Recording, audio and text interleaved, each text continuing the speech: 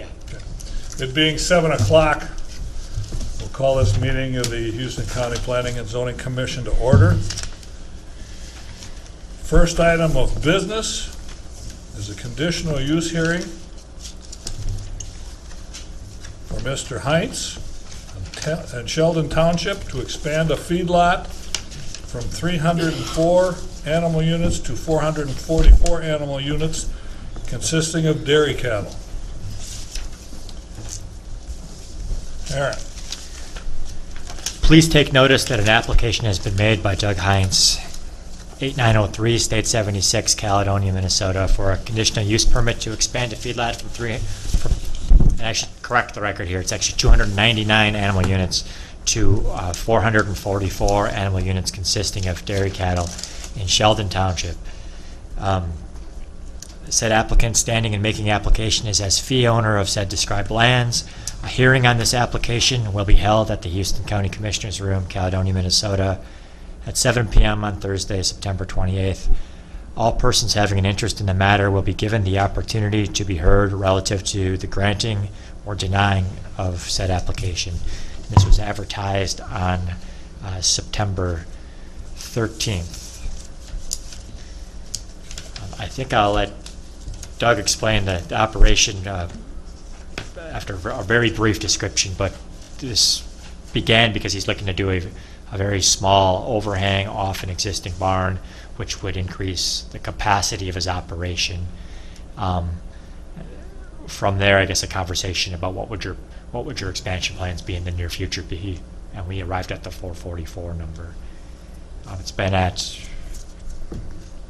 200-ish for some time. Yeah, it's slow expansion, probably my whole entire career of farming, but we added a third robot 2 years ago and built up some cow numbers, and just again going back to we're bringing in the next generation into the farm. My son Dane is here, and possibly my daughter and son-in-law are looking at joining the operation too. So we basically just kind of picked the number that it's going to take to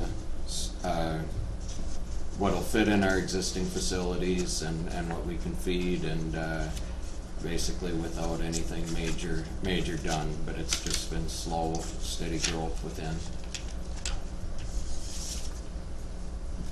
The CUP is required because we're crossing the 300 threshold. Correct. He also needs a feedlot permit from the state feedlot program. We're very close to issuing that. He has applied and submitted all the required documents. Both need to, both the CUP and that permit are necessary in order for the construction to take place and the expansion to take place. The township and the 10 nearest property owners were notified. No comments were received. He has considerable acres adjacent to the operation.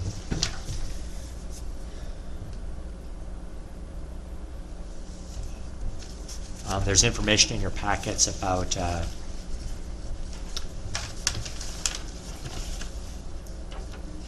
neighbors' locations and prevailing winds and things of that nature. But we're within the required setback from any neighboring dwellings for the expansion. There's no mapped karst features on the property. Well, based on the reports, there's no detrimental aspects to this expansion. None that we came across, no. You have them in your storage for the... Yeah, we Yes. have a 1.8 million gallon lagoon, and then a smaller one too. And what we're actually looking at doing is actually covering a feeding area where they spend a lot of time, so that way there'll be no runoff with it covered, and keep the feed dry and keep the manure contained. So.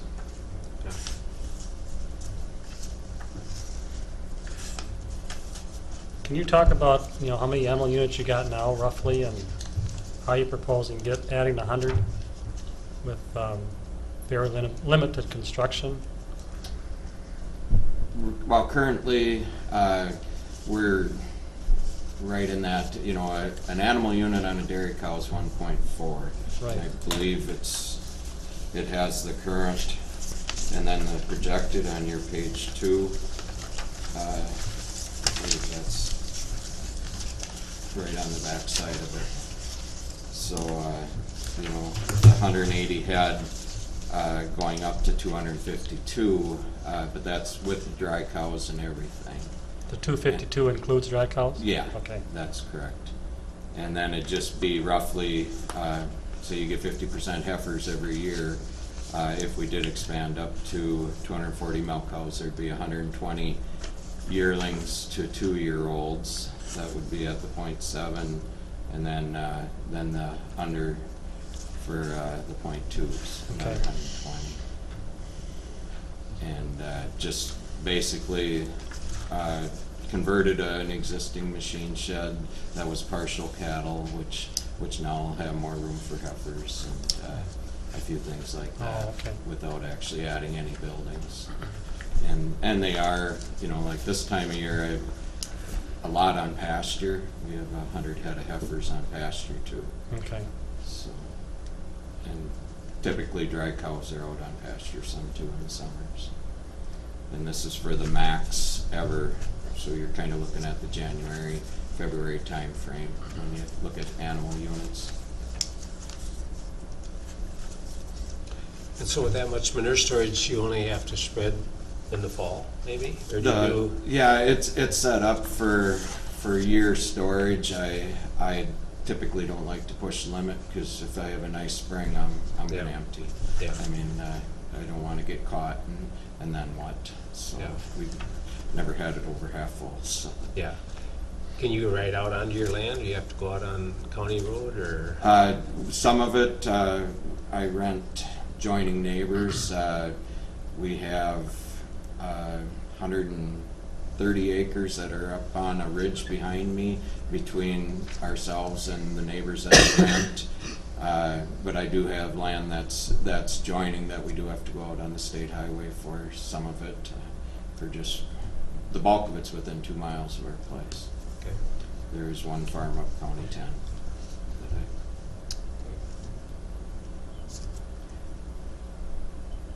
and I do have land spread agreements with several neighbors. There's a lot of interest in wanting manure, so I have no problems getting rid of it if I don't need it on my own. Yeah. And there was Typically- no comment from the township or nothing about this? No? Okay. I don't think so. Yeah, no.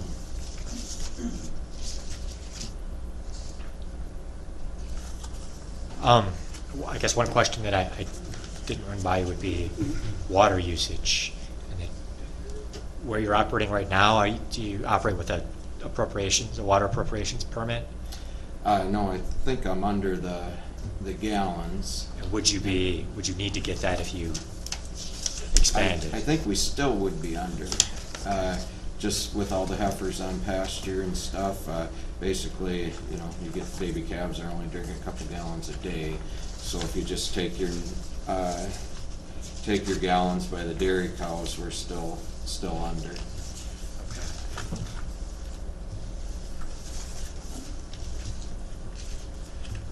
And you say, I think, we might still be under, Well, who checks that? it's in your report here. I know, but I mean, that's not a program that the county administers. we don't have to worry about that. But we would, if we put something on here, we requiring him to abide by all state, local, federal rules, which we typically do, it could, I guess the expectation from the county's point of view at that point is that if he's required to do it per state rules, he is doing it. But is it up to the county to verify, or does the state, or is there No, no it would- verification It required? would not be up to the county to verify it. I guess, I think putting that condition on there would be if the state notifies us that it's being violated, the county at that point in time might verify non-compliance with the CUP, but we wouldn't be out doing the initial investigation to commence that type of process. Well, if it's a DNR requirement, they should be, enforce it themselves, it's not, would they bring the county into that? I mean, well, if I see what you're saying. If we have it on here, then, Yeah, yeah, so yeah. our goal, I guess, is to Yeah.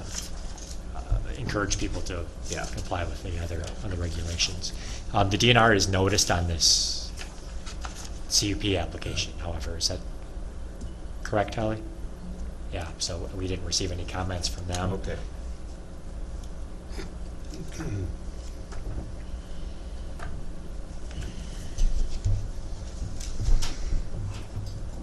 Anything else? Questions before we do the public? Any questions from the public? Hearing none, we can move on to the findings of fact.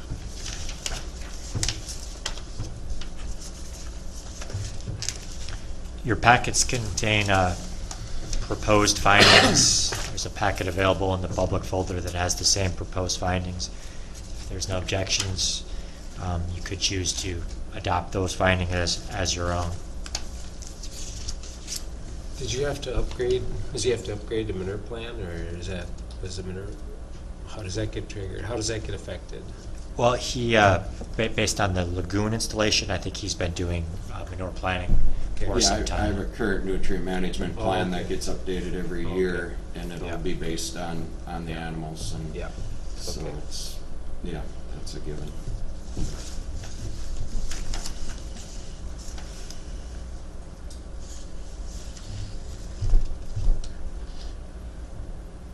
Do we need a motion then to accept the findings? Sure. I'd make that motion to accept the findings as they're presented here and with a recommendation to follow federal, state, and local laws as usual. So does that mean you're, well, I'm sorry, I gotta wait for a second. I'll second. Go ahead. We've got a motion and a second to accept the findings provided by the staff and to approve the recommendations with regard to the permittees complying with the federal, state, and local laws, as well as obtaining the permits required under the Minnesota Animal Feedlot rules. My question was then, we'll need another motion to approve the CUP? Yeah. Okay. So the motion was made and seconded. Any further discussion? Hearing none, all those in favor signify by saying aye. Aye. Those opposed, same sign. Motion carries.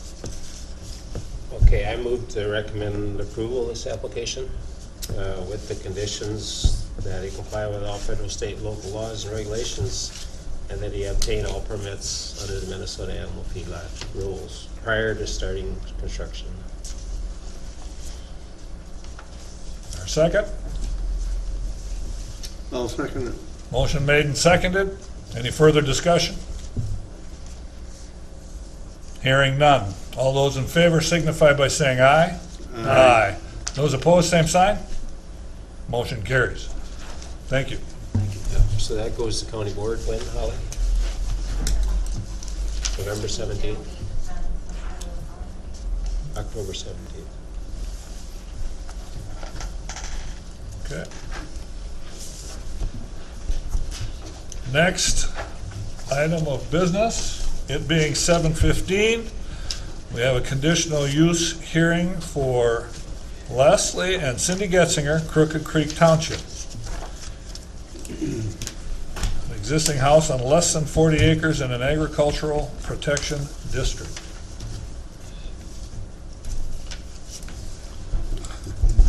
Aaron?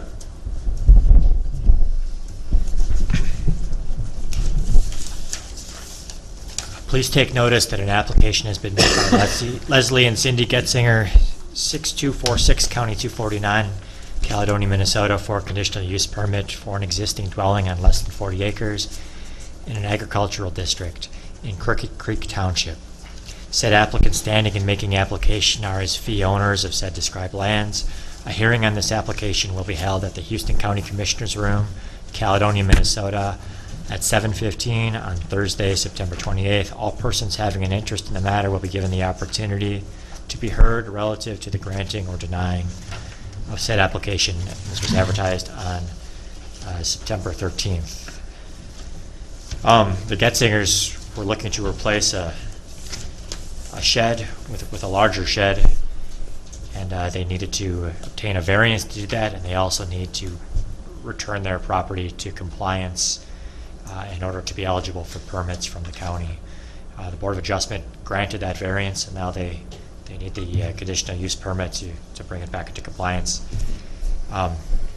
This is because it was built as a farm dwelling on a 40-acre parcel and then split off within less than 10 years.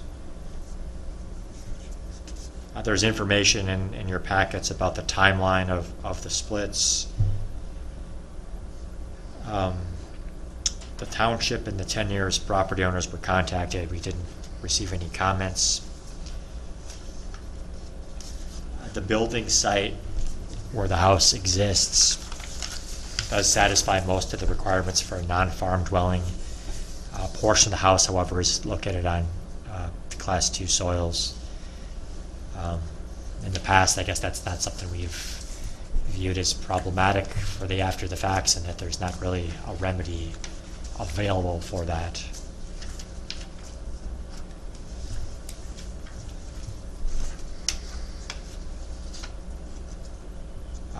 When I say a portion, there is a portion of it that's located on, I believe, type 6 soils as well, though. So it's not, it's probably 60-40 on the type 2 or type 1 and type 6. When you say 60-40, do you mean of the 5 acres, No. 3 acres is and 2 acres is not? I mean, if you look at the footprint of the house, as you Okay. come, we're looking at the overhead here, as you come south, you begin to come onto steeper ground, and as the ground becomes steeper, the soil classification raises. So it's better soil up here where it's flat. You know, this area where the driveway is, this area here where the garage is. That's Class 1 soils. If this were a detached garage, we would be looking at soil types, however, so that's something else you could keep in mind. It's attached, so we typically look at it in that case. But the shed that was approved by the Board of Adjustments is also sitting on? Yeah, lot? the limitation is only applied to dwellings, not Okay. accessory buildings All at this right. point. So that's why if that wasn't an attached garage, there wouldn't be a consideration, Okay. and then we'd be looking at 80% on type 6 or something in that range. Okay. Add anything to the narrative that I've provided? Not too much, I guess. When I picked that spot, I picked it because it was out of the way of the major parts of that field. It was out on a little point with the slope coming up to it, so it was kind of almost like an island. You know, there was a ditch that we did a bunch of work to on the back side where the driveway comes up. Actually, the access at one time, when it was a state road, the state had a spot where they stored gravel, black dirt, things like that, because it was inaccessible for farming at all, connected to the property. So the state had a little corner down there that they used when it was a state highway. So that's why there was a culvert already there and everything, so. So is that the only house in that quarter? It is. This mapping application doesn't show quarters, but this parcel is, I believe, an excellent proxy. That parcel there is essentially the quarter, if not exactly the quarter. Okay, any feedlots within a quarter mile? Nope. The nearest feedlot would be, I believe, to the east. Somewhere over. And I don't know if they even have one there. I think I'd probably give it. Nothing there No. right now. Yeah. I don't give an exact distance, but it's outside of that setback. I think when I ticked through all the requirements for a non-farm building, the only hiccup we hit was the that soil classification. And that if there was no house there, we would not permit you to build on the Class 1 soils with less than 40 acres. Well, the reason we're here discussing a CUP is because initially they had 40 acres When the house was permitted, that entire permitted board and recorded. built the house, and then they transferred the 35 acres back again. Deeds were recorded, I guess. I don't know Yeah. any of the details on why or how, but That put it outside of compliance to do anything else, so he just wants to bring it back into compliance with the CUP. correct, yep. Can I ask why you returned the 35 acres back to the original owner? I'm a carpenter, not a farmer. Okay. And my brother is the original owner. Mhm. And he actually filed the paperwork for for that, so that anybody outside of the family would not be able to have access to that property. Oh, the reason I asked is, the timeline looks a little suspicious to me. I mean, you build a house and in less than a year, you transfer the 35 acres back to the original owner, thus nullifying the 40-acre requirement for having a dwelling on a quarter section.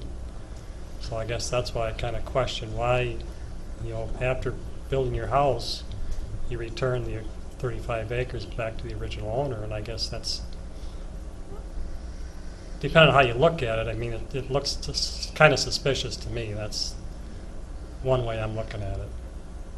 I know it happened a long time ago, I understand And that. at the time, that was, Right, it was advice that we had taken from different people, I guess. okay.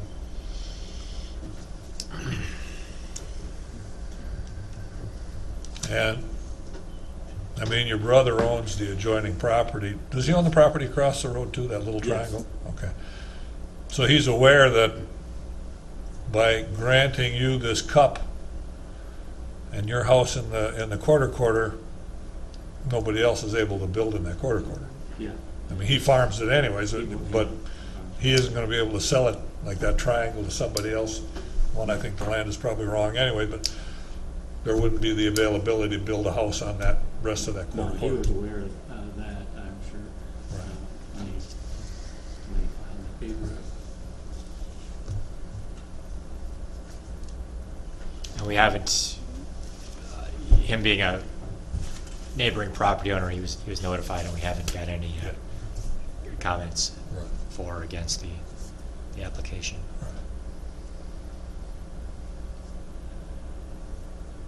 Any other questions or comments from the board?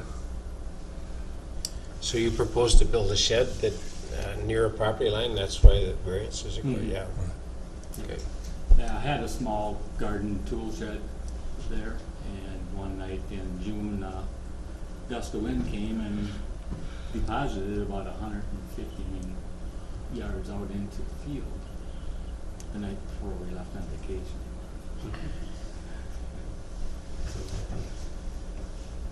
And at this point in my life, I'm looking at retirement in a couple of years, and I wanted this spot to do some things that are close by. I don't know if there's any comment. I was gonna- Yeah. After Yeah. you guys were done, I was gonna check. Didn't have to remind me this time. Does anybody in the public have any comment or any questions?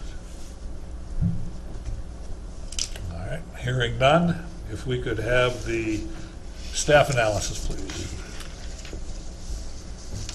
There's one condition, I guess, that I'm looking for input from the board on, and that would be condition number 5 on your page number 2. Look for reasons why the soil conditions are adequate.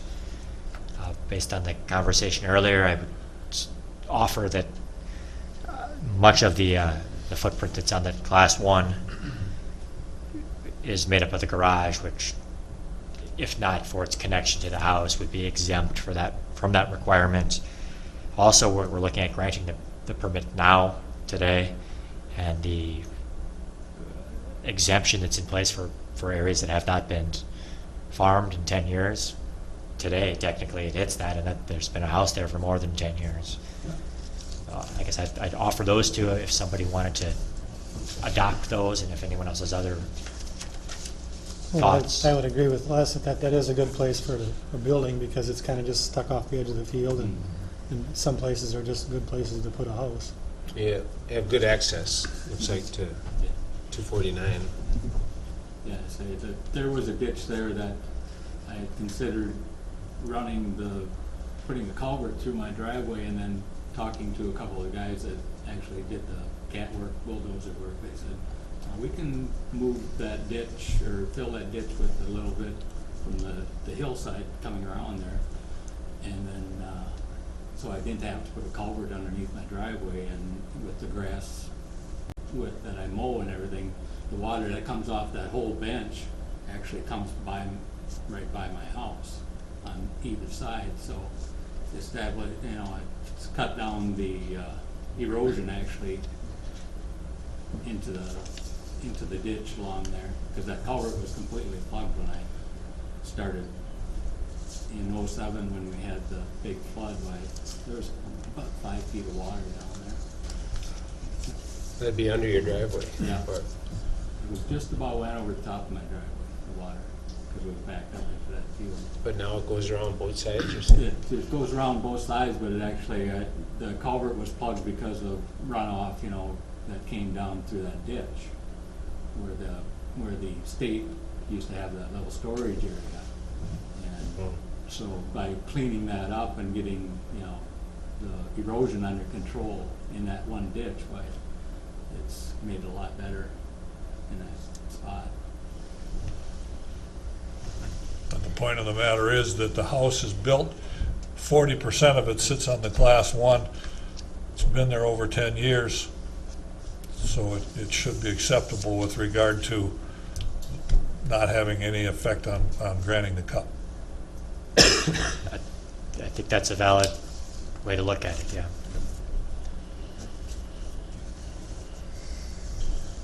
Okay, I move that we accept the findings as prepared by staff. I'll second the motion. Motion made and seconded. Further discussion? Hearing none. All those in favor signify by saying aye. Aye. Those opposed, same sign. Motion carries. So then we need a motion to approve the cut. Yeah, should you choose to approve, staff recommends the permittee shall comply with all federal, state, and local laws and regulations as a condition. And I'm not recommending this as an additional condition, but I would just say that includes getting a zoning permit for your shed according to the variance that was granted tonight. So move. Seconded. Motion made and seconded. Further discussion? Hearing none. All those in favor signify by saying aye. Aye. Those opposed, same sign. Motion carries. Thank you.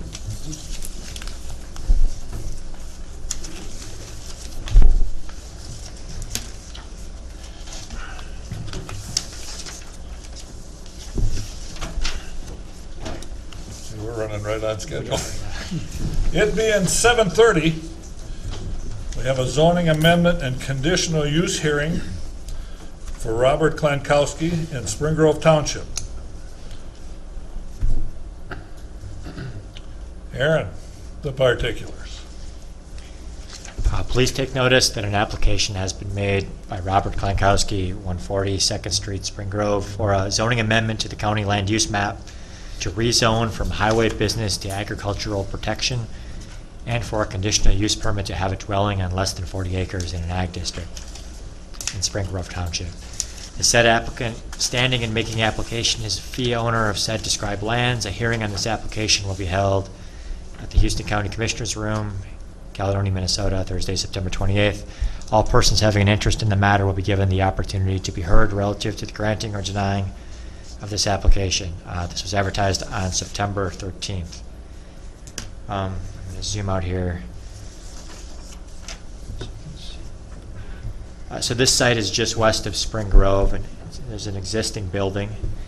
It was rezoned to highway business in the 90s. but never operated according to that rezone. The building on site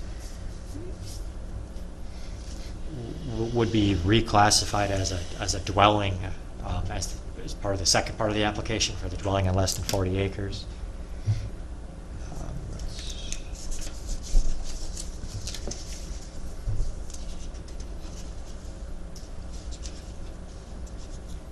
The township and the neighbors were notified, no comments were received. There are other buildings in this quarter section. However, none of them are dwellings. And I think we'll have to look on paper here to get a good sense of the quarter section.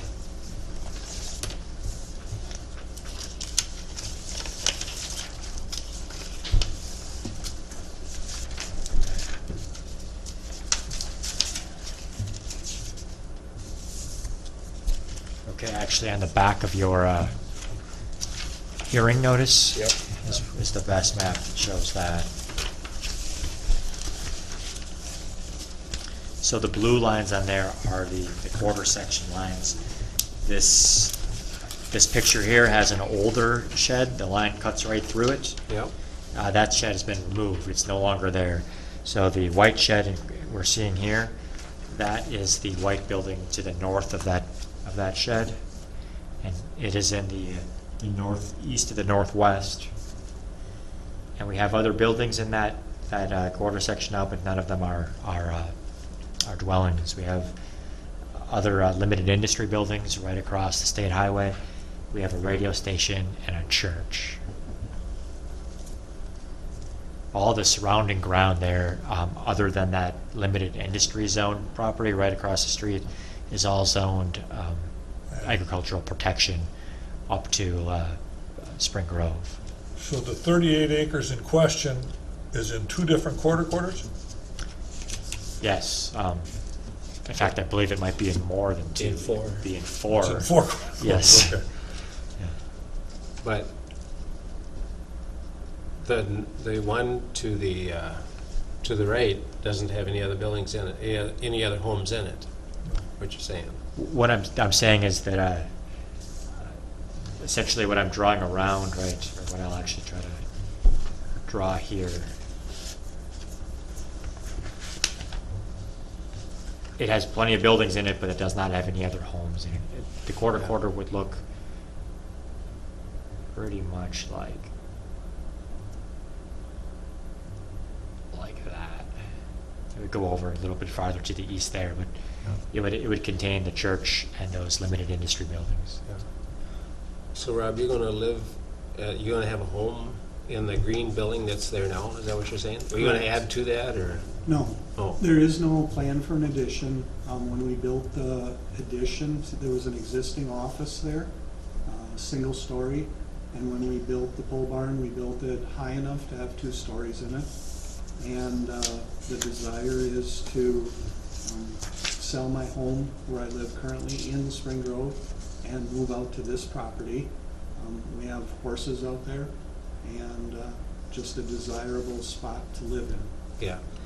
So is all of this building in this quarter, or does that quarter section go right through that building? The expansion, I believe, from our older photo here, the expansion was the garage. Let me get zoom back in here.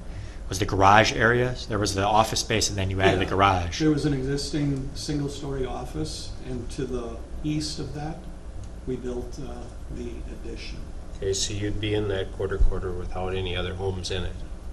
Yeah, no portion of it would be Okay. to the Right. western quarter. The line would go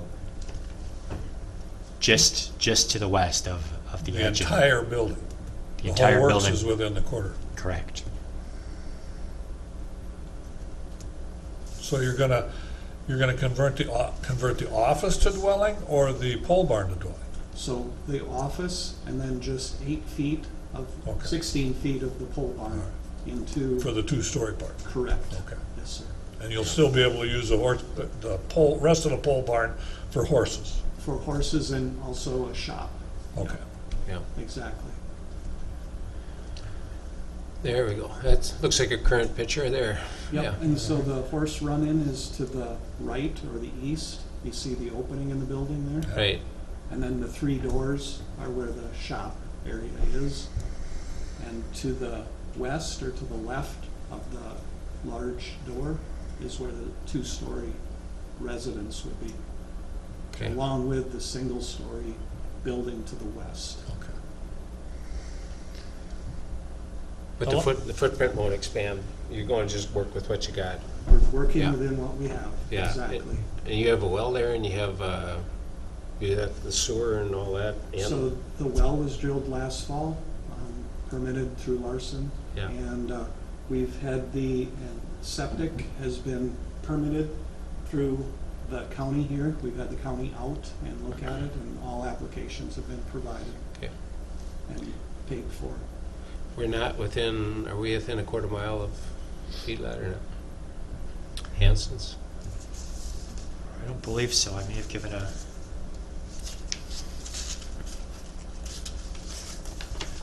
I think it's farther than that, isn't it? Not within a registered one. Okay.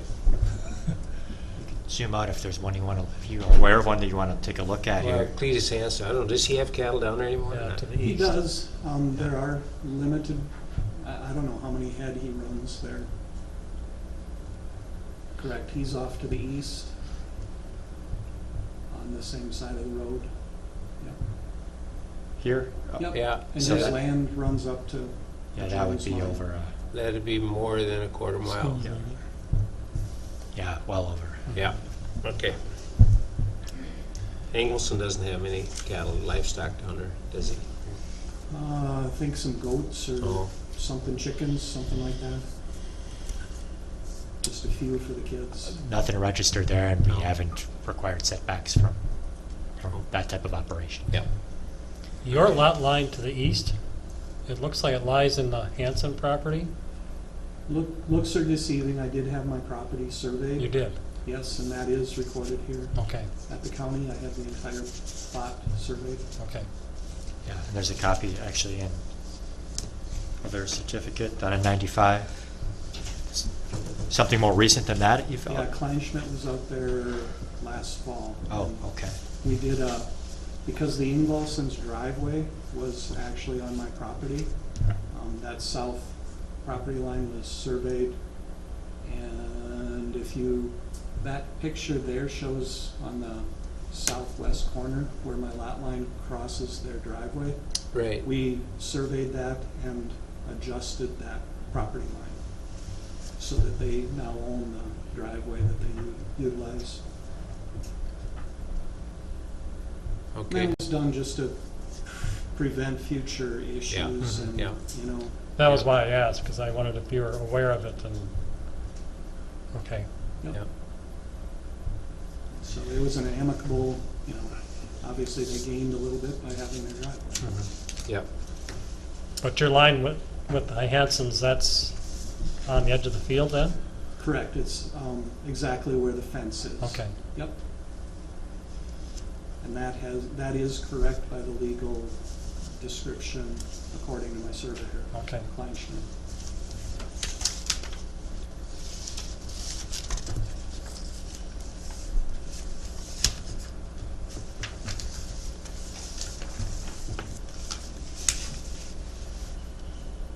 Any other questions from the board?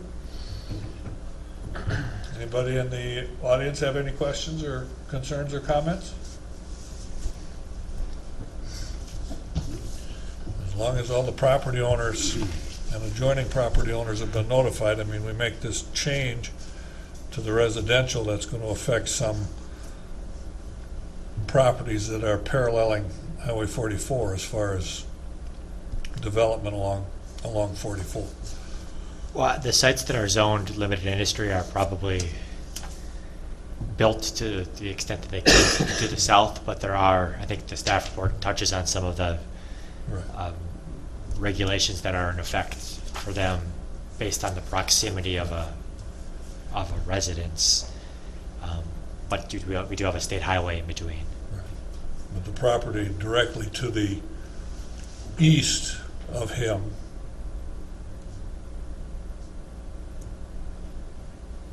quarter is south of the Highway 44, so that there's a strip along there, along the highway, correct? I'm trying to get a map to.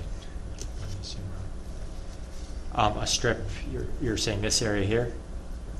Closer to the road. Closer to the highway. The way you had it mapped out with that green line, it showed from his, the edge of the southwest corner of his building, just below that, went across and then up. So there's a strip along 44 that's in the quarter that is not going to be, The whole building is in the quarter. his whole building is in the quarter. Yeah. Yeah. What I'm saying is to the east of him, there's a strip that runs parallel to 44 in that quarter, This area right here? up above it a little bit, but right along paralleling 44. Well, I mean, that would be the right of way. That's No, the no, road. now down a little bit, just south of his building, the green line went across and then up. Well, when you were showing. When you showed us what the quarter was approximately, Yeah, Oh, and part of that, it's not many acres, but there's a strip along there which parallels 44, so that development, but if he, it ever came to pass, I mean, it's gonna affect that. but he wants to rezone his entire 38 acres, right? Your entire property. Right. Yeah, back to agriculture. Right. So he's got agricultural property on the right, he's got agricultural property on the left. You want yours agricultural. Right. Correct, Yeah, and it goes right to Highway 44. correct. yeah, I guess I'm not following about, there's no, Can you put your green lines in where the quarter is again? sure. He's saying they can't develop that. But they probably couldn't anyway with the class 1 soil. Probably not. But if somebody bought 40 acres from, what's the name on that? Okay, Mr. Hanson, Johnson? Cletus Hanson. all right. All I'm saying is, Something like that. if somebody bought 40 acres from Mr. Hanson with the intent of building a house somehow, it isn't gonna be within that green space, because Yeah, Correct. it'd have to be south of that. yeah. Yep. of 40. Granted, it's probably class 1, 2, or 3 soil anyway, but that area is not gonna be developed in that regard. Well, Yeah. it is very close to town. There are some exceptions for that with subdivisions and all that. Within the 2 miles. Yeah. Yeah. And if somebody wanted to develop highway business or something, this property that we're talking about tonight was rezoned from ag to highway business to allow development at one point, so given the traffic there, somebody could propose a rezone. All I'm saying is by giving him the approval, the CUP, it does have a bearing on some of that other property. Oh, certainly, yeah. Always does.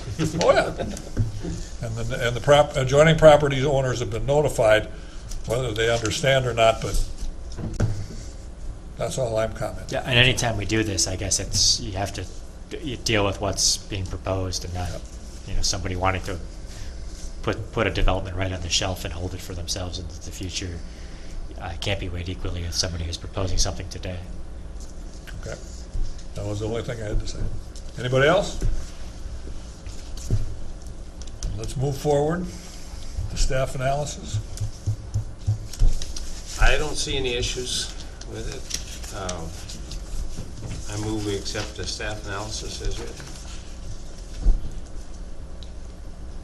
I'll second that. Motion made and seconded to accept the staff analysis with regard to the zoning amendment. There's 2 sets of analysis, right? Right, I would say accept the proposed findings. The proposed findings Yeah. of the staff. You need that amended on the motion, or can we just accept that it's the I move proposed? that we accept the proposed findings. And I repeat my second. Okay, motion made and seconded to accept the findings of the staff. Any further discussion? Hearing none, all those in favor signify by saying aye. Aye. Those opposed, same sign. Motion carries. Okay, I move that we recommend that this entire 38 acres be rezoned from from highway business back to agriculture. I'll second the motion. Motion made and seconded. Further discussion. Hearing none, all those in favor signify by saying aye. Aye. Those opposed, same sign. Motion carries. I'll make a motion to accept the findings with regard to the conditional use permit. And I think I'd like to go, Never mind. well, just, never mind. Withdraw that motion. Proceed. I'm, the rezoning findings I'm not as familiar with, but there are proposed ones here, so what we did is valid, and I'll let you continue with the findings for the conditional use permit. Okay, a lot of the questions we asked you already apply to the cup, so I don't have any further questions regarding the cup. I mean, we know there's no feedlots there. He's got the well, he's got the septic, Gonna have the septic. they're going to have the septic, yeah. Yeah. You made a motion? Well, I withdrew it because he wanted to talk about it. So, I don't have any further discussion. You could make the motion. then I will make the motion to accept the findings of the staff. I'll second. Motion made and seconded. Further discussion. Hearing none, all those in favor signify by saying aye. Aye. Those opposed, same sign. Motion carries. Okay, I move that we, you want to, you have more discussion? I do not. No, okay. I move that we recommend approval of the CUP application to build a home on less than 40 acres. That's what we need, right? We need a CUP for that? Correct. Yeah, not to build though, to, yeah. To classify or to remodel or whatever you want to. to change the use or Change the use. of a building to a home, yeah. So it's going to be classified as a home, though, a dwelling. Dwelling, correct. So I move that we recommend that this application for have a dwelling, designated dwelling on that site be approved. Don't we need to as well redo the cup? This is for the, would be for the CUP. That reestablishes the cup. There is no cup right now, so this is going I to, recommend that we Okay, all right, recommend that we. okay.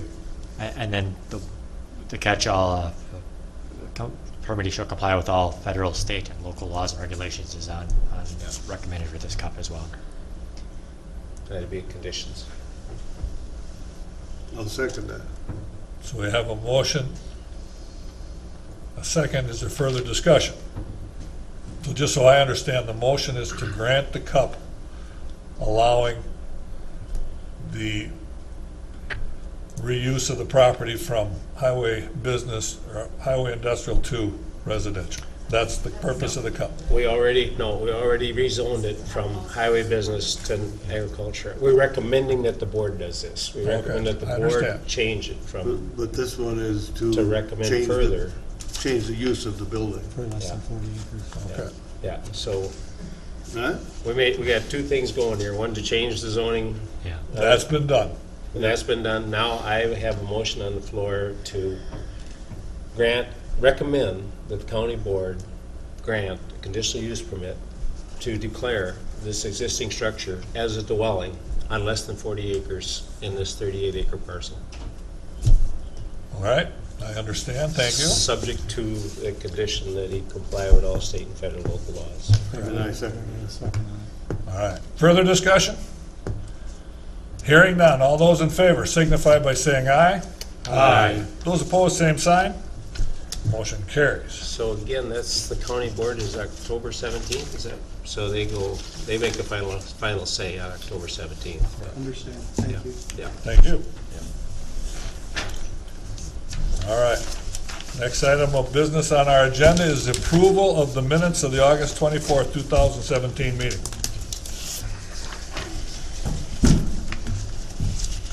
I move that we approve the minutes from the last meeting. Second it? Motion made and seconded to approve the minutes. Further discussion? Hearing none. All those in favor signify by saying aye. Aye. Those opposed, same sign.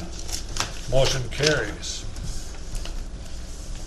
Next on the agenda that we received are the zoning permits that have been issued.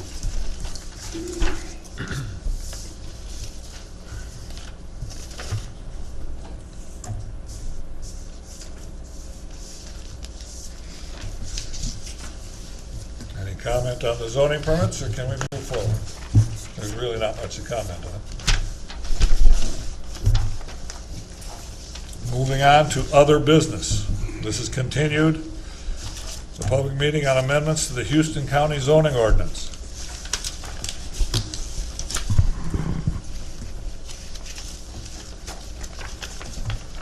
So I have two ordinances to work on this evening. The shoreland ordinance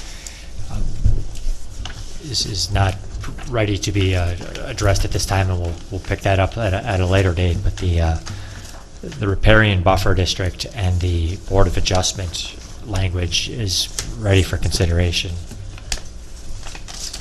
You should have received updated drafts of both of those sections. There were no changes to the Board of Adjustment language from the prior month. There were some small changes to the buffer language since the prior month.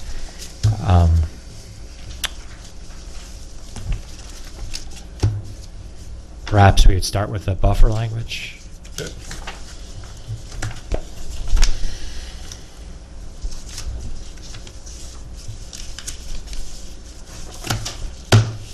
On my sheets, all the darkened lines aren't really redacted. Those are just, they don't show up on your copy very well. Oh, yeah, those are That's just subsection things and stuff. Right. yeah, just because of all the cross-referencing going on. Right.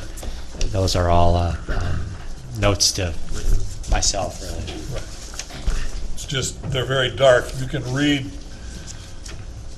where you're being referred to, but Oh, I see what you're saying. Good, if you could read it, then Yeah. you were able to follow it, I hope. well, it kind of runs you in circles, but It does, yes, that's, So, regarding the buffer law, Gene, do you have any comments? Any suggestions on it from your office? No, I guess, maybe just when it comes to the APO. All right, maybe you want to come up and walk through this with us if we go through it. I'm sorry, Bob, but I think she's might have some comments. yeah. Yeah. And basically, I just came if you have questions to try and Yeah. answer questions. All right, you better, does everybody know Gene? yeah. Okay, Gene, introduce yourself. I'm Jean Miners. I work with the rest of ECD, and I'm in charge of the buffer for the county, getting everybody, trying to get them in compliance. Okay. So, as we go through this, Aaron, can you, so we're going to go change section 24. That's what we're doing? well, there is no current section 24, Making so section. this, Oh, but land alteration, section 24? well, it will be the districts. This is another district, kind of like the floodplains district or the shoreline district. So this will just bump all the sections that are not specific to a zoning district up one number. So land alteration will become section 25. So section 24 is a brand new section in our book? Brand new section. In our book. Yeah. All right, and so we're creating a new, why doesn't this stay with shoreland? Why does it have to have its own new district?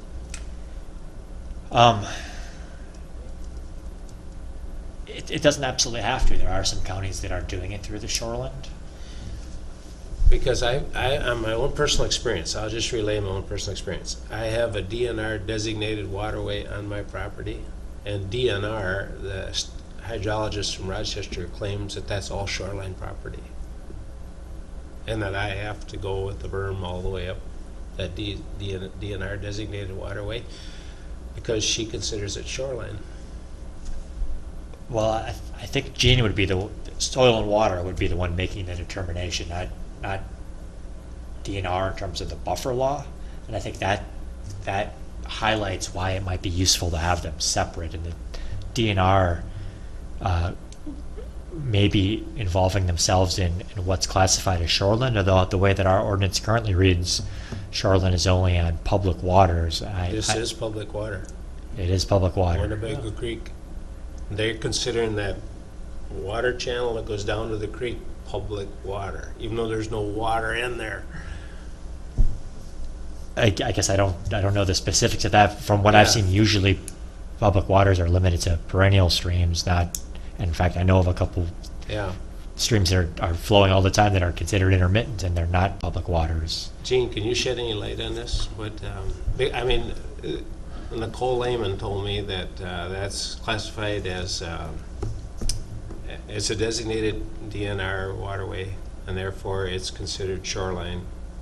I'm just wondering, is mine unique from everybody else's, or is? No, not really. Most of the, because what you have a buffer map and you have a public waters map. Right. And generally, they're the same, but not always. You can have a public waters that doesn't need a buffer too, or a buffer that isn't a public waters. But generally, like 99% of the time, they're the same.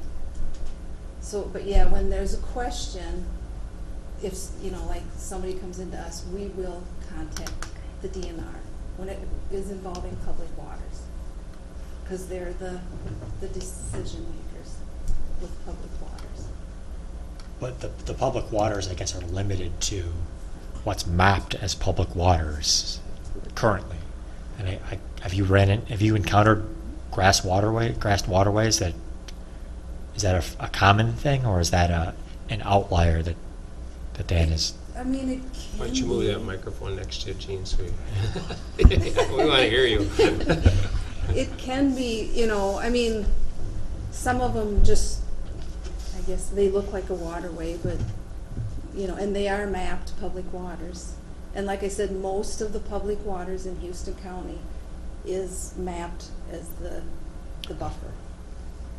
And like I said, there's some that aren't, but most of them are. And if they're mapped, DNR is considering them shoreline. Yeah, like if you wanted, like say in Dan's case, he's gonna because it looks kind of like a ditch, so he's gonna reshape it. You have to get a permit from the DNR. And even if we have a landowner along a creek that wants to shape up, like put riprap, you have to get a permit from the DNR to do that. And below the ordinary high water mark of any Even public if you water. touch anything on the banks, you have to, Okay. we recommend anyway, contact the DNR first.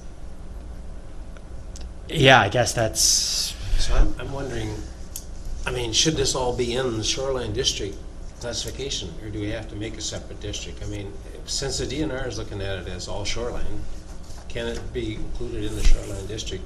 folks are doing that. Bowser's recommending against that. They are. The counties that are doing it for, I guess they believe it's a simpler approach. Although there has to be a lot of, for instance, if you want to use the administrative penalty orders, you would be severely limiting or revising your shoreline ordinance to incorporate all the requirements in the statute. The shoreline setback, Houston County's is not in line with the state requirements and has not been in some time. But it's 50 feet for perennial vegetation. The buffer language allows for exemptions, the alternative practices, whereas the straight shoreline language, it's 50 feet is 50 feet, as it reads in most counties currently. We're, in the process of amending our shoreline language to bring it in line with what the state requires, number one, and number two, have it work in concert with this section. But I think that an easier way to do it is to bifurcate them and have them in separate tracks for a couple reasons. One being that if there's ever a change with the buffer law, we haven't wrapped it all right into our shoreland ordinance, because when you have to kind of separate the two apart from one another, that would be substantially more work than saying. So you think it's going to be simpler down the road if we separate it out? Because if there's changes made down the road, you're dealing just with this section then and not going into your whole shoreline. Correct. I think that the more customization we do to either one of the draft ordinances, the more work we have in our hands if there are systematic changes in either program in the future. Do you have any thoughts on that? Okay. With that in mind, based on what Dan's telling us, if we have a separate buffer from the shoreline, the DNR considers most everything shoreline, what supersedes the other?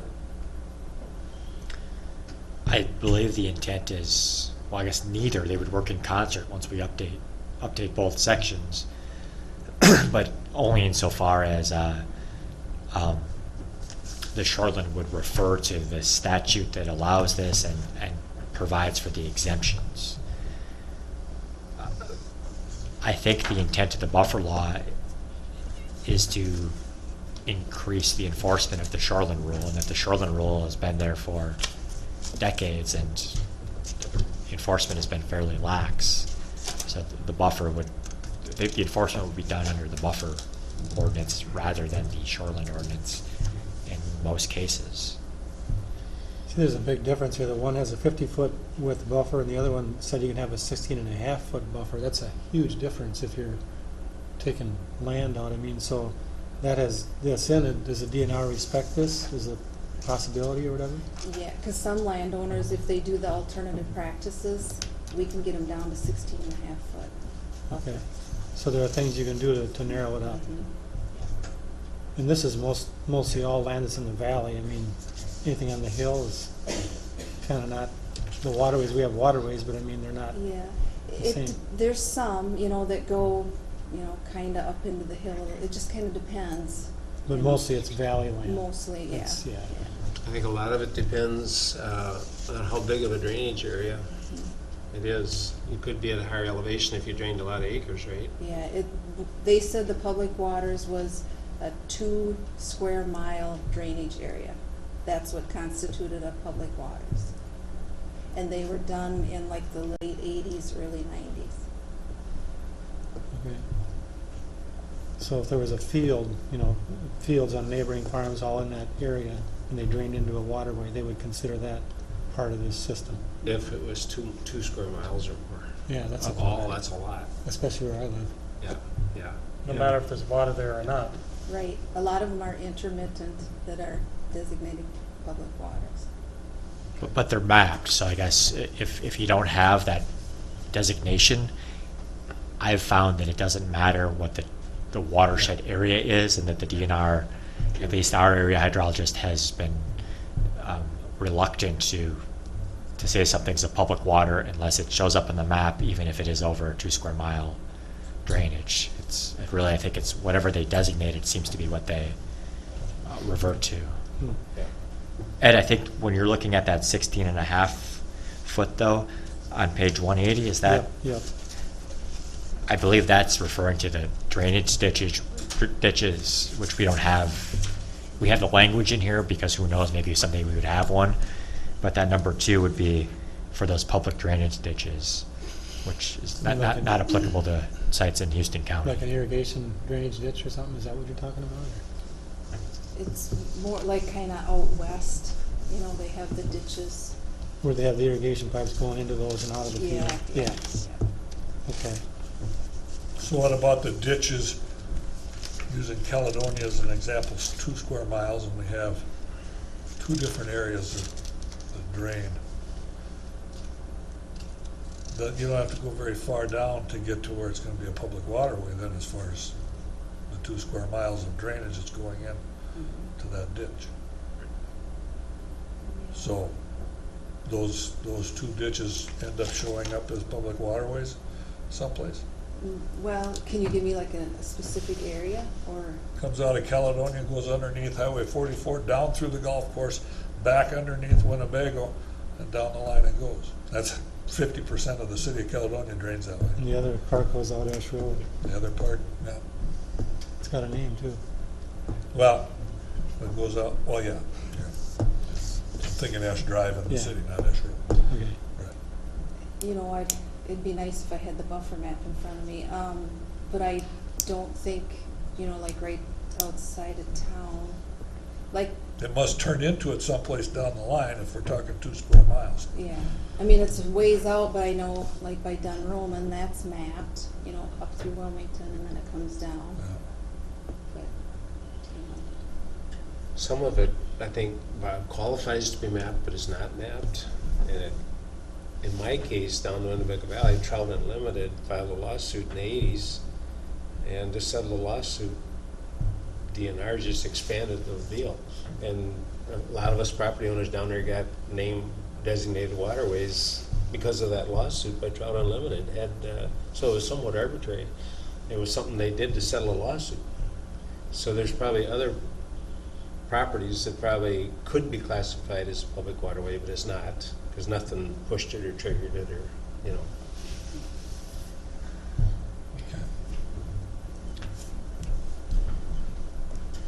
I guess I don't know if we need to get hung up on the public waterway portion of it, because it either is or it isn't, but Yeah, what it's we do mapped. here Yeah. doesn't affect that. It's really how do we want to Yeah. address it. Okay, in our book right now, page 111, you referred to agricultural use standards 2213, page 111 in our book. And you've got it. Anyway, it says in there that at the bottom of the page, shore impact zones were approved. Conservation plans do not exist, shall use a setback of 10 feet.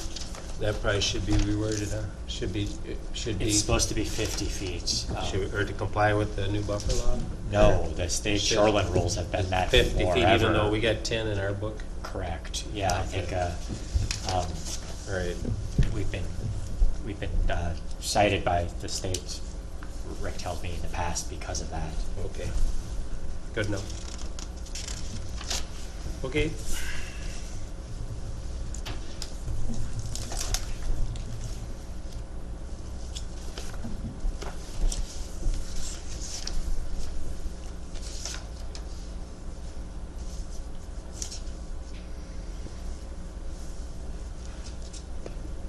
Do these rules kind of jive with what you guys promote too? Did you look at this thing? Yeah. Yeah, I mean, I've had a lot of landowners ask me about this, but I didn't want to say too much until, there was actually an ordinance in place, so.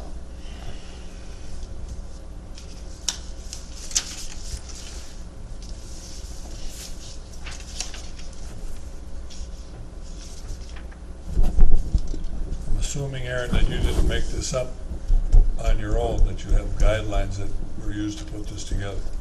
Yeah, this is substantially based on the draft ordinance that was put out by Bowser. It's been received preliminary approval. They've reviewed it. A second draft has been sent back to them. Let me refer you to a page here.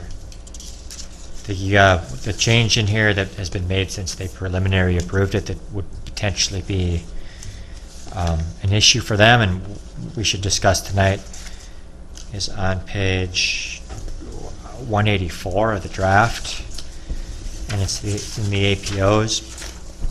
The initial version we had last month specified, for instance, subdivision 2B or subdivision 2 1B previously specified $200 per parcel per month for the first 6 months following the time and period A above. We've changed it to up to $200 in an attempt to get some flexibility. They may not allow that because these APO penalties, the counties are given the ability to choose within a range, so the up to language would allow us to be below the minimum range, I suppose, and we chose the high end of the range because we want to do what we can do to compel people to comply with this instead of going through enforcement. The idea of adding the up to language, however, would be the ultimate goal is to bring people back into compliance, not to fine people, and that maybe would give us the ability to still. It gives you some flexibility based on the size of the parcel as well. Yeah, perhaps. I mean, I hadn't even thought of that, but there are parcels of all different sizes, and maybe it would be appropriate to assess a fine based on that. If we do go with this language, I would think we'd want a written policy that wasn't incorporated to the ordinance, but was on file and perhaps passed by resolution from the board saying how we're going to do that, so it's not viewed as arbitrary. That it gets confusing if you don't have a set figure, because one guy's gonna get one thing and the next guy's gonna get a higher figure, and then he's gonna say, what's the deal? You know, why is it Correct. higher? I mean, Why So are you that's- picking on me? it might be better just to have a, you know, this is it, this is it. Right, and I guess I'm not set against that either. This is language I picked up from another county that Right. it appeared to me had put some thought into it. So you would be the one that would determine the fine? If that's, I guess, if we did do it this way, I'd want to have some sort of something written down and saying, here's the policy and how we do that, but it could be the zoning office, you know, can waive it if something happens, or can reduce it if something happens. The only thing is, I can see why we need to have that flexibility on a county ordinance, because a judge can probably overrule anything we do as a county, you know, as a county ordinance level. But since this is backed up by state statute, and they have 11 months to comply, I kind of agree with Ed that you should have some fixed numbers, and that should make it easier for you, Aaron, because if you're going to have to decide one guy gets fined $200 per month on a parcel because of something, you're going to have to be explaining what was different. You know? Sure. I guess if there's a consensus that that's the way to go, I wouldn't put up too much of a fight, and then I half expect Bowser to say, no, you can't have that language anyway. Right. You know, they may say that it has to be, I believe, for C there, I believe the low end we could go with was 300. So, you know, a literal read of this would allow less than that. I don't think the intent would be that we would want to go less than that. But it's hard to anticipate everything you might encounter, and flexibility might be useful, but you know, maybe not. Seems like the goal is to work with people a little bit anyway, if you can possibly get them to come into compliance and get it to work out. But Well, you have 11 months Right, to working with them with no penalty. right. It's a state law. If they don't comply in 11 months, you need to have some teeth in it. Right, right, but I mean, this gives them the option, if they don't want to pay the fine, there are things they can do. You know, they can. Which you they can- don't they can- want. Do you want? You want them to remedy the situation and make Yeah. it work, and that's where they kind of come in, you Yeah. know, so. Also, there's a lot of discretion that sits with soil and water, and that the county doesn't start enforcement, so that 11 months doesn't even start until they have determined that somebody's out of compliance, and presumably, you know, that might happen after there's some back and forth trying to work with Yeah. them to Yeah. resolve You it. would have to declare them not compliant before the 11 months would start. And that may be 6 months after November 1 probably, or it might be next summer sometime maybe, so, right, or not? Well, now I have some coming in, you know, they're signing the waivers, and I have a list, so I was going to try and contact everybody on that list and just kind of encourage them to sign the waiver, or if they have the buffer in, you know, just kind of make contact with everybody, try and stay ahead of the game. Yep. Because, yeah, I'm not sure how it's gonna work, but November 2nd is when, yeah, we'd have to determine if they're compliant or non-compliant. But there's waivers just for certain conditions, not everybody can get a waiver, right? It's The pretty, conditions are pretty, there's a waiver A, and that's for if you're gonna try and, some of them wanna try and get into CRP, some of them wanna use the alternative practices. So that gives them till November 1st of 2018. okay, And then there's a waiver B, and that one gives them till July 1st of 2018, and basically all you have to do is come in and say, I'm not gonna have my corn off by November 1st, so I won't be able to see the buffer in. okay, And they can have that waiver till, okay. So we could be looking 9, 11, we're 20 months out before, even further than that, because even it's after you declare them non-compliant, so you would work with them, and you're probably looking 2-3 years out before this $200 would kick in. But I would think at that point, after you worked with them for 2 or maybe 3 years, and they're still not compliant, maybe there needs to be some teeth in the law. Okay. My only question is with regard to the up to 200 or making it flat 200. Is it fair, you know, the guy that's got a 100-acre field with, you know, 1,000 feet along a creek versus a guy who's, or a waterway, versus a guy whose corner of his property comes down and he's only got a 50-foot strip? They're both subject to the $200? So the definition of a parcel, the definition of a parcel could be anywhere from 5 to 500 acres. Yeah, it goes by tax parcel. So there's some landowners that might have 500 feet of buffer and it's in one tax parcel, and then there's some that might have 2 or 3 tax parcels within that 500 feet. And each parcel is subject to the 200, but if you've got a parcel that's got 500 feet and a parcel that's got 25 feet, the 500 and the 25 are subject to the same $200. Yeah, if that's what you decide, yeah. If we go with the flat 200.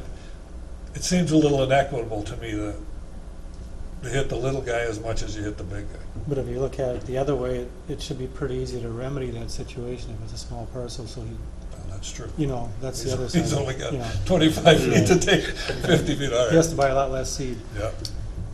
You'd probably be more in favor of that than, okay. Yeah, you're right. I accept that. So is the consensus to strike the flexibility and specify a exact amount? Jim, what do you think? I think that would be in your favor if we did eliminate the flexibility. That way you've got a specific number where you work with, no matter who comes in the office, this is what it is. Yep. And you don't have to explain what the difference is. That would be my opinion. And I think it's considerably different than what we're maybe doing now with some flexibility on after the fact stuff, because everybody's going to know about this. Sure. They're going to have probably, it's a state law. There are going to be lots of notifications. You're probably really 24 months out there, 30 months out there. If they haven't done it by then, it has to come to a head, I think. So I'm hearing from 4 of you here that solid number. I think that. Based on your explanation, I agree. I agree with Jim too. It's a lot harder for the zoning administrator if it's nice to have that to be able to negotiate, but it's also difficult to justify different amounts. All right, so I'll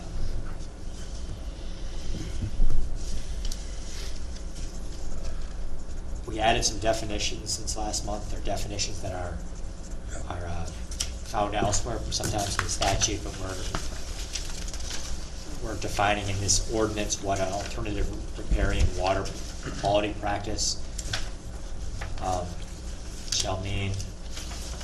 We're defining what a corrective action notice is, and all these definitions we're just kicking into the definition provided in the statute. We're defining local water management authority. And we do that by kicking into statute. We define operator as means the person who works the land for agricultural purposes and makes day-to-day management decisions. It shall include the owner, hired manager, cash tenant, shared tenant, and or partner if the land is rented or works on shares. The tenant or the renter is the operator. It's the responsibility of the landowner, though, to make sure it's in, right? Not the operator. Yeah. The term operator is used, though, in the language. Yeah.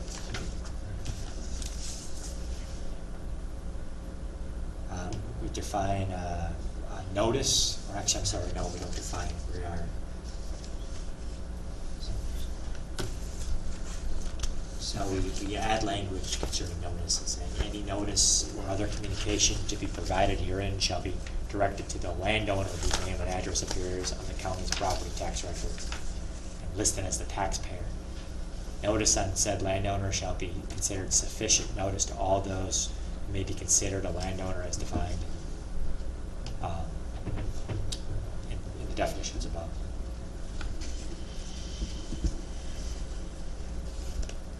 Additionally, we inserted a lot of the language that's applicable for example, the exemption language. They set that out in the rule or in the statute, but it was just referred to in the prior draft. It just referred to that section number. We're just enumerating that here because if folks want to read the ordinance and they want to see what the exceptions are, they then don't have to go on the internet and go to a state revisor website to look at the statute.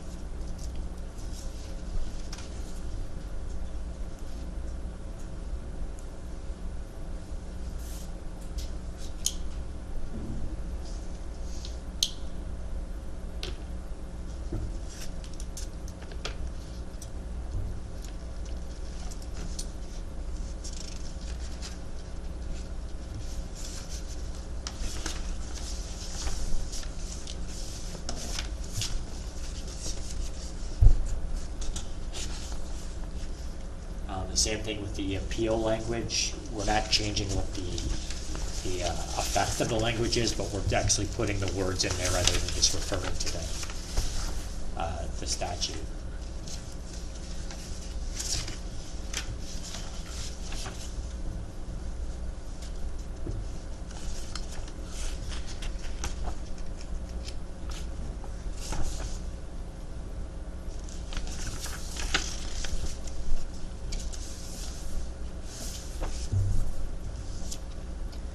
Beyond that, it's substantially the same as the prior version that was preliminarily approved by Bowser.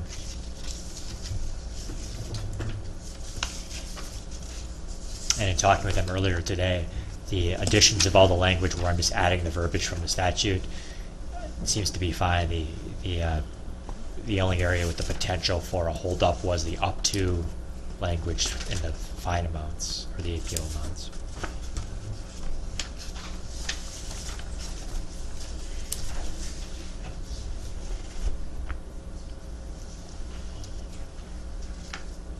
Did you retype this before you present it then, after you've made the changes? Ask that a different way. If you're gonna type the whole thing up again. No, the Herculean effort here is putting it in the format of our ordinance. And I guess I'll also say that you'll notice it starts with 24.1. Yep. Previously, the numbering would have been 0110.2401, which the auto multi-layer list functions in Microsoft cannot handle that type of numbering scheme.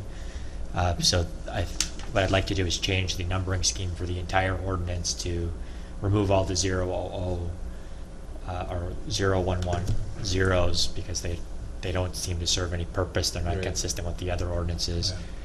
And the hope is that would make future edits of the ordinance much easier because it would auto number, though it's still kind of a finicky process that it's prone to crashing.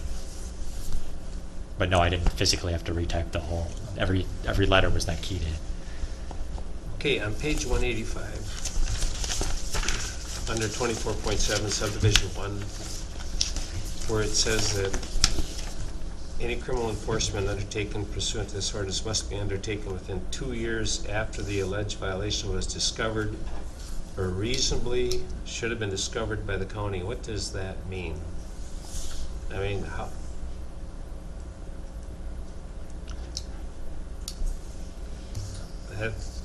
That's kind of subjective, is it not?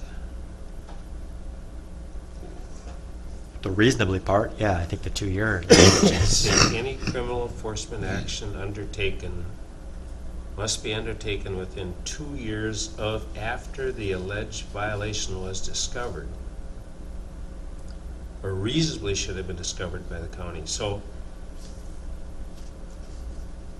Ooh, how do you deal with that? I mean, so it should be taken within 2 years after the alleged violation was discovered, period? Or by adding reasonably should have been discovered, what does that mean and what does that do? I mean, It means we were gonna check it, but we didn't, but we're gonna fine you anyway. like we missed it, but we're gonna go back and mail Right. you anyway, but It seems like your idea of deleting that would be excellent. any criminal enforcement must be undertaken within 2 years after the alleged violation was discovered. Well, how will you discover alleged violations? You'll be in touch with, you'll be tracking this, would you not? I mean, Well, I think that they're saying that if we're enforcing it, it's an alleged violation until, if we're enforcing it criminally, it remains an alleged violation until a judge says that yes, that is a violation, right? You're alleged, you're accused of something until, because if we're gonna, the 2 years is criminal enforcement, so that wouldn't be if we're enforcing using an APO. And if you look down below there, according to MinStat 541.07, so I'm quickly Googling that, that's the civil procedures. I suspect, and I can run this through Sam if we want to hold off on this, I suspect that this is just to bring it into compliance with existing statute of limitation requirements for misdemeanors. And if we're going to enforce criminally, it would be a misdemeanor under our current ordinance.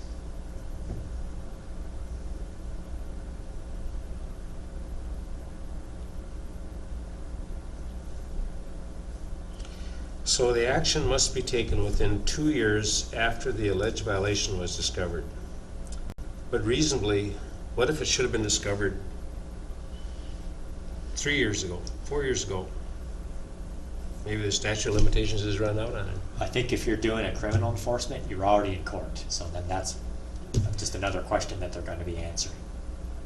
If we're doing the APO, there's a 3-year, it looks like there's a 3-year statute of limitations here.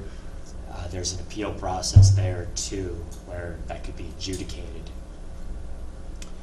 But any criminal enforcement action taken, that means that you would proceed to court. I don't know that you'd be in court yet, you know? Well, if we enforce through civil or criminal, that means the county attorney files charges. If we enforce through APO, then the county. Okay, well, just check with Sam. I don't understand why that's in there. Actually, I kind of do now. What that's for is to protect the guy that's getting hauled in, because he's going to say, well, it's been that way for 3 years, you never caught it. Why am I in court now? That's what that's for, but I'm not sure. Does it need to be there either? I can run it by Sam, and I can. I think that would be a insignificant enough change that we could present new information to the county board based on a recommendation one way or the other from the Yeah. planning commission. I could run that by him too, but I guess my suspicion here is that it's that statute 541 Okay. that's driving this language. All right, if you just send us an email on it, sure. Well, it would seem too that if you're doing criminal enforcement, you've gone to court already. You But can't- it says it's not a criminal offense until you've gone to court and been determined to be criminal, is it? Just because you accuse somebody, it's not a criminal offense. That's the way I look at it. So if you're in that setting, you could say this reasonably should have been handled 6 years ago, and then you have a judge who could say, Yeah. "Yep, that's correct," or no, that's not reasonable. And this is the enforcement part, not the determination that it's criminal.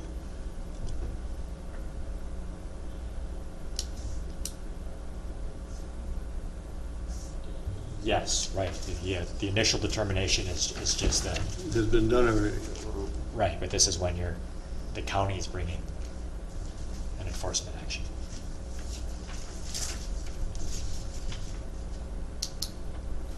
Then actually SWCD would get involved too, because they'd say, well, we notified them this time, and that's where you'd start the timeline of, something being done.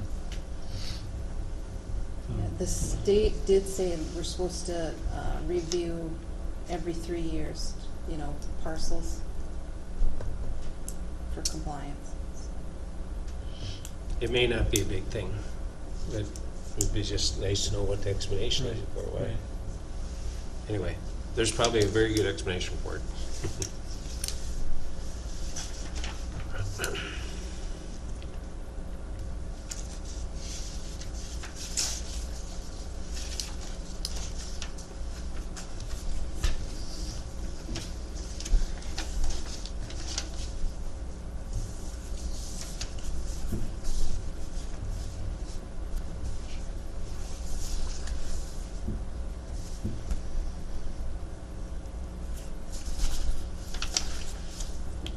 With regard to the APO, then in that section, just for me, if you reasonably should have found that they were in violation 3 years ago, do you instantly start hitting them the $500 penalty, or you start from scratch with the 11 months? Right, because the criteria for that increasing isn't driven by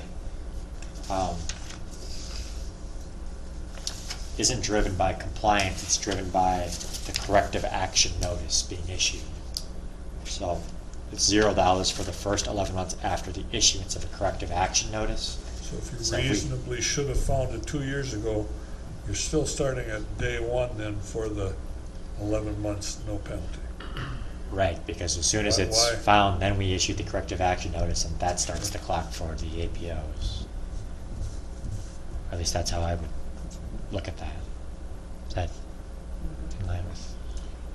Well, it says action must be taken within 2 years after the violation was discovered, or reasonably should have been discovered, so it might be different than 2 years.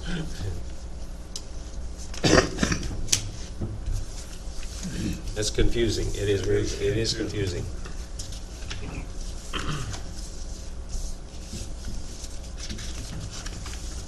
We'll see what Sam says. Would you? Just see what Sam says about that. Sure. Yeah.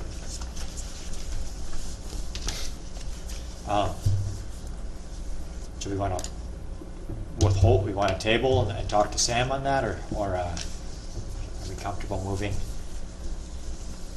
I don't know that it's a big enough thing to hold it up.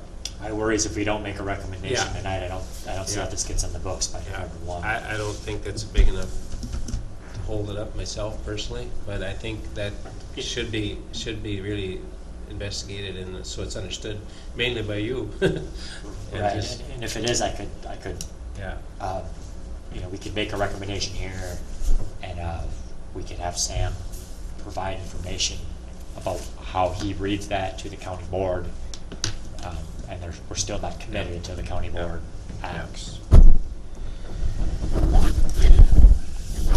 do we make a motion to recommend this? We do, yep. Yeah, and so you're gonna take the up to language out, is that what it is? Well, right now, the motion would be with the up to language out. Out, Right. okay. Do you have any more comments, Jane, recommendations?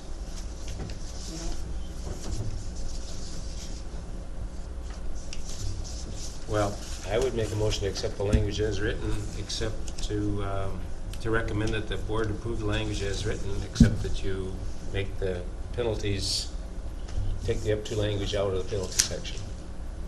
And then investigate that other thing on the APO. The reasonable thing? Yeah. I don't know that that's big enough to hold it up. But I mean, do we I mean, include I that? could do that, but I wouldn't put it in the motion, and then I don't know how you make that an action item. I don't know I investigate it, and I get an outcome, and then I do what? Okay, how do you want to handle it? I think that, I guess I just tell you that I'll ask Sam about it, and if he thinks it's a big enough issue, he'll address the board about it when I bring it to the board. I'm good with that. Leave it at your discretion. Yeah, that sounds good. Essentially, yeah. I'm good with that. So I move that we accept the language as written, except that the up to portion of it is taken out on the fine sections. Does everybody understand that? That's the only change that we're recommending on this language? Okay, so I make that motion. accept it as written, except take that up to language out on the my part. I'll second the motion. We've got a motion and a second to approve the document with the notation that in 24.6 subdivision 2B, C, subdivision 2, part 1, BC, part 2, AB, removing the up twos and leaving it as a fixed amount. Are there any speakings to the motions?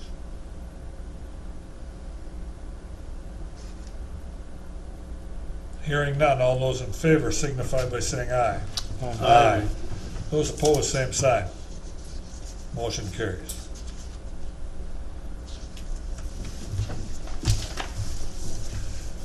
Next item on the agenda. The changes to the section 12, the Board of Adjustment section.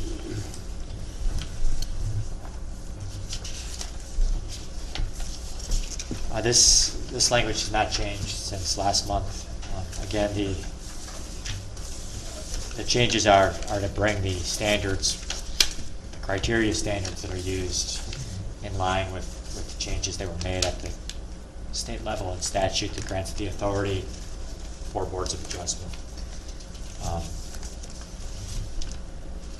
The new standards are substantially the same as the old standards, but the differences are significant enough to warrant the amendment. We had questions last month on page number 71 on your handout, variance number 4, the variance without on number 3, not created by the property owner. And I had reached out to Attorney Squires for some guidance on that, and I believe I forwarded that on to the board. And I guess what he provided was that is it apparent that, or do you believe that they intentionally did something to try to facilitate the variance, which is in line with how the county attorney views it when I had a conversation with him about it, and that anytime that anyone's proposing something, they're the root cause of it. But if the board can express or articulate why they feel that it was or was not an intentional attempt to create the need for the variance, that would suffice. Correct. I saw his response. What's that? I saw the responses. I withdraw my issues. Well, the other argument can be made by practical difficulty too. You could. I do have one question in regard to something else. First page, 24.4, subdivision 1, number 3. This is back on. First page, 68. page 68. Okay. That 100 feet shall not exceed 100 feet. Where does that, is that just a pluck it out of the air number? Perhaps. I mean, that's not something we're proposing as a change right now, so that's Right. existing language. I understand, but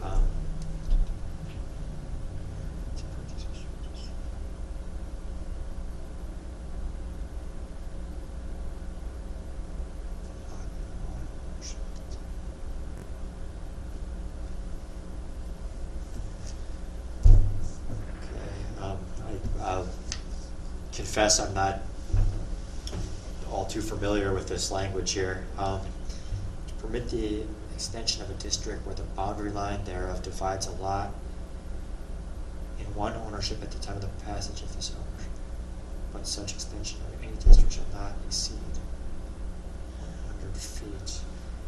Yeah, I'm having a hard time understanding what we're doing there. if a guy owns a parcel and half of it is ag and half of it is highway industrial, let's say, they're authorized to expand the highway industrial, but not more than 100 feet. That would seem to be what it is, yeah. Didn't know we had such a thing. Although a lot, I think they're referring more to like city stuff, aren't they? I mean, a lot, you don't I think refer that's to, what it is. you don't refer to ag land as a lot, really, would you? Be like a business district in town and then some other, like a residential, is that what that's kind of talking about? It could be. I'm not aware of any zoning districts that aren't on parcel lines. Just a question of how It's a that good arbitrary question. number came up, I don't know. Yeah, I have no idea how the origins of that language. So if a highway business district went right through the middle of a lot, and he came in and wanted to get a variance to build some business there, the Board of Adjustment could extend the highway business district out somewhat, but not to exceed 100 feet? So I as guess to so, accommodate, right, to that accommodate seems- setback requirements Yeah, or but it's something? under the, for you know, Yeah. It's under the variances. Yeah, I would think that would be a power that the planning commission would typically have. yeah. Because you'd think you'd rezone it. I mean, you'd have to, if it's, Well, I guess that's not rezoning it, but that's allowing it says they can, extension. Yeah, it is. they could extend it out 100 feet, a district out 100 feet, so if it divided a property lot, or divided a lot. But again, then how do you define the lot? I mean, Anything over 100 feet would revert back to the planning commission?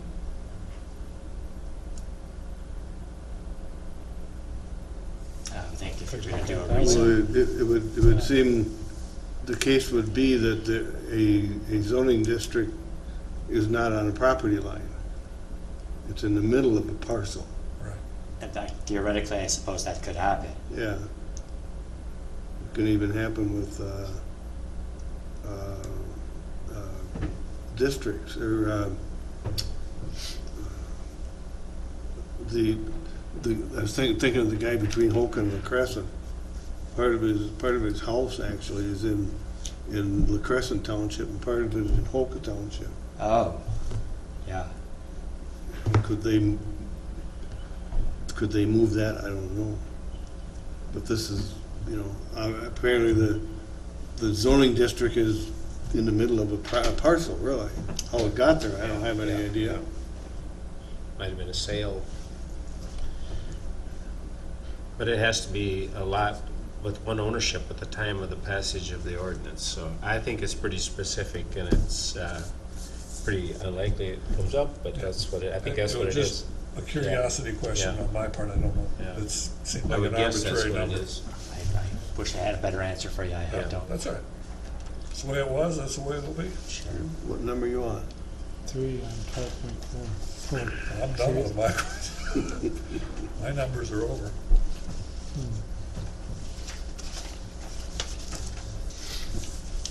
Well, it's pretty standard language, and it's been vetted by Squires and vetted by Sam, Yep. and it's state.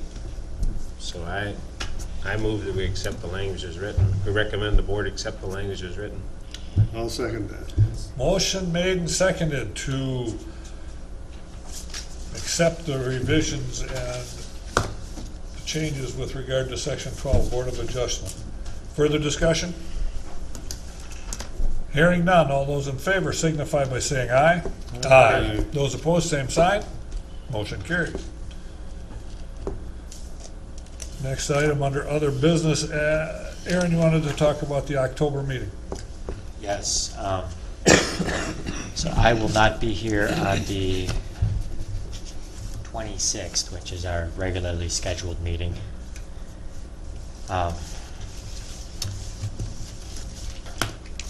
I do anticipate us having some applications. I don't have any applications that have been submitted right at this time, but I'm anticipating some, and I think a little extra time might work in the favor of the applicants too, and that I think people are racing to get things done in time, so we're looking at moving it up. The next month also has a holiday on the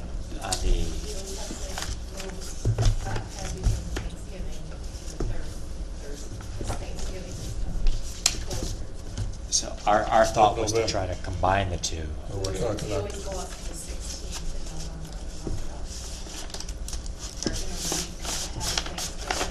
about. bring it, So we're wondering, Maybe the 9th or something, if we tried to combine the two and have one meeting for the month of October and November.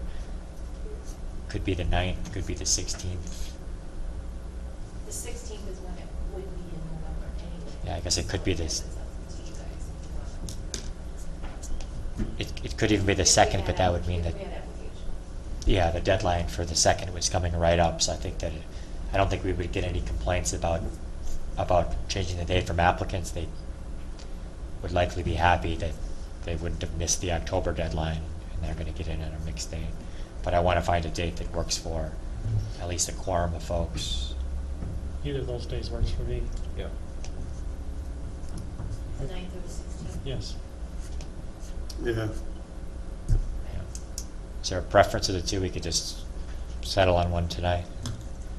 If you had it on the 16th, then you'd have 2 months meetings in 1 month, probably, you think? I think we do the same thing either way, the 9th or the Okay. 16th, we just combine them. Maybe you want to do one date.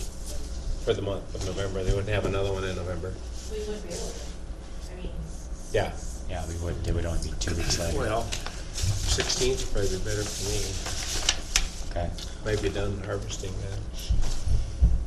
well, the other thing is people, I don't know how many people know when they have to have stuff here. And if they're counting, the later it is, the happier they'd be. Yeah, folks don't know that until they contact the office. We've had contact from a handful of folks who, it's common that you get contact from folks who are trying to hit a deadline and don't hit it. But there's a handful of folks who are working to hit the October deadline, and would probably appreciate a little leeway in terms of when they have to have those applications in. Yeah, Just so nobody's getting construction delayed or something. They want to get started That'd be the before winter. Well, who would you when's the like? next county meeting after that for their approval? Oh, gosh, they,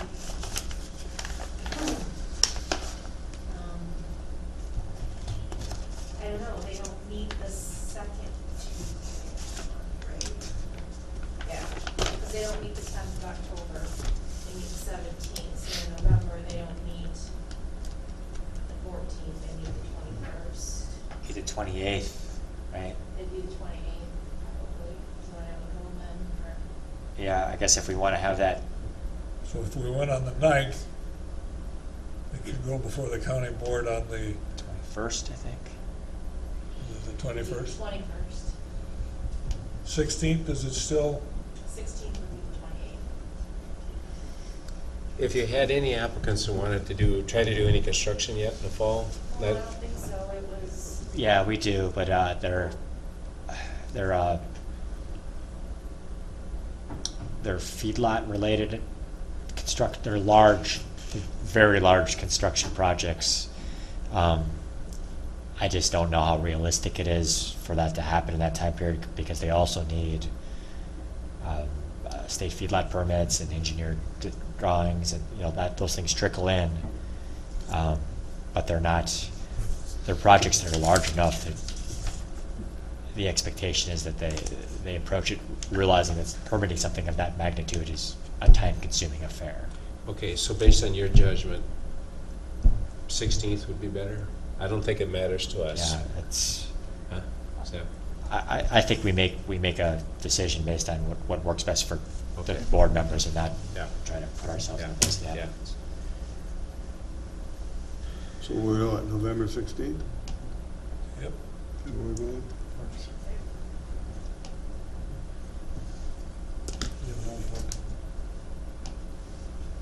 I do. I grabbed the wrong one today. Oh. Thank you. Okay. Thank you. I'm surprised to see you have the old one. Yeah. We're gonna get updated anyway, they're all gonna be new pretty soon. New numbers. Oh, I really like Last to hear question. that. Oh, you do? Last question, Aaron, did you want to talk about the order and dialogue as far as chairing a meeting? I guess I'll just mention that I was at a conference and got passed some good materials from other counties, and I'll be looking at get together with Bob and maybe tweak some of that so we can adopt some things between now and maybe the next meeting. I mean, how to run the meeting. Right. It's just the order of things and how you're supposed Sure. to deal with it. It gets confusing, because I ran a meeting one night when nobody was here, and I thought, how the hell do we do this? Yeah. Okay, All right, anything else? Otherwise, we'll entertain a motion to adjourn. so move. Second. Motion made and seconded to adjourn. Further discussion? Hearing none. All those in favor signify by saying aye. Aye. Those opposed, same sign. Motion's carried.